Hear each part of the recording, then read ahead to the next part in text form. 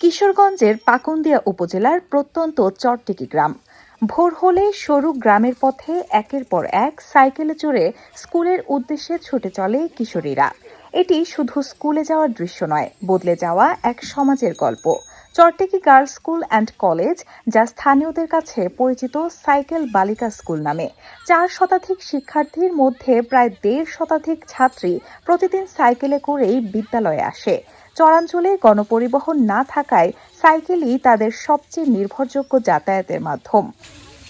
আমাদের স্কুলে অনেক লেখাপড়ার মান অনেক ভালো হওয়ায় অনেক দূর দূরান্ত থেকে অনেক শিক্ষার্থীরা আসে। সবসময় তো আর গাড়ি থাকে না, তাই আমরা সবসময় সাইকেল দৌড়াই আসি। আমাদের জীবনের লক্ষ্য হচ্ছে আমরা বড় কিছু হবো। অনেকেই বলে যে তোমরা মেয়ে মানুষ হয়ে কেন সাইকেল চালাও, কিন্তু আমরা এটা পাত্তা দেই না। মেয়ে মানুষ বলতে কি হয়েছে, আমরা শিক্ষিত হব, আমরা পড়ালেখা করব, দেশের উন্নয়ন করব।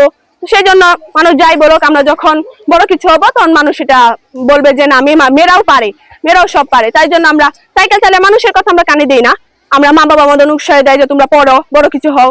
আবার স্যাররাও অনেক বলে যে তোমাদের কারো কথা শুনতে হবে না, তোমরা তোমাদের মতো পড়ে যেতে থাকো।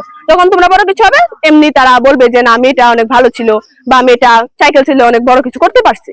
তবে আজকের এই স্বাভাবিক দৃশ্য একসময় ছিল অনেকের চোখে অস্বাভাবিক। মেয়েদের সাইকেল চালানো নিয়ে ছিল কটূক্তি আর সামাজিক বাধা। সেই বাধা ভেঙে 1993 সালে বিদ্যালয়ের প্রথম সাইকেল আরোহী ছাত্রী সামিয়া ফেরদৌসী কলি দেখিয়েছিলেন সাহসের পথ। তার সেই পদক্ষেপই বদলে দিয়েছে শত শত মেয়ের জীবন। একটা বাচ্চাকে প্রথম পরামর্শ দিয়েছিলাম, দূর থেকে আসতো, যে আপনি একটা সাইকেল কিনেন।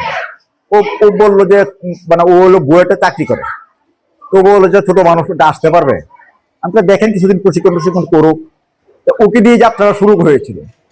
তারপর দেখা গেল ও যখন পথে দিয়ে আসতো, অনেক লোকজন তাকে বিভিন্নভাবে হেল্প করতো।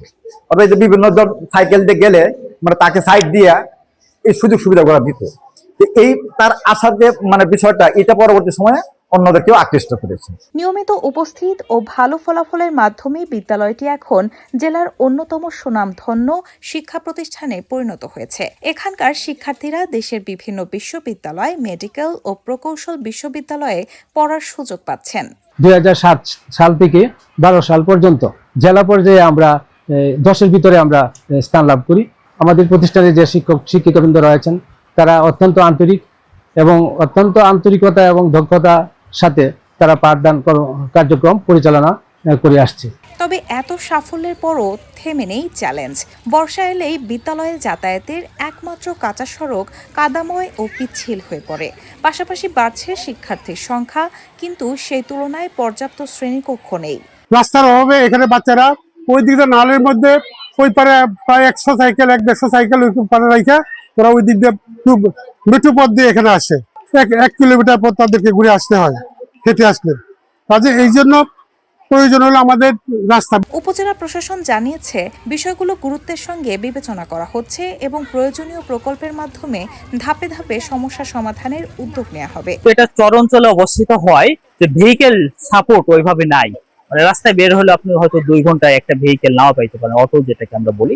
যার কারণে এখানকার যে ছাত্রীরা, তারা প্রত্যেকেই মোটামুটি সাইকেল নিয়ে এই স্কুল এবং কলেজে আসে। বিল্ডিং এর কিছুটা অপ্রতুলতা রয়েছে, তো আমি সরকারের কাছে বিশেষ চিঠি লিখে দেবো যেন সরকার যেন অতি তাড়াতাড়ি বিল্ডিং নির্মাণের ব্যবস্থা করে দেয়। এবং আমি আসার পথে দেখলাম যে রাস্তাটা ইট সলিং, কিন্তু 2-1টা জায়গায় এখনো কাদা রয়েছে। আমি অতি তাড়াতাড়ি যখনই টিআর কাবিটা আসবে, তখন আমি এটা সংস্কারের ব্যবস্থা করে দেবো।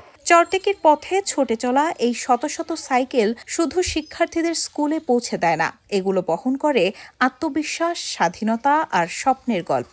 সাইকেল বালিকা স্কুল আজ প্রমাণ করেছে, একটি সাহসী পদক্ষেপ বদলে দিতে পারে একটি সমাজের মানসিকতা।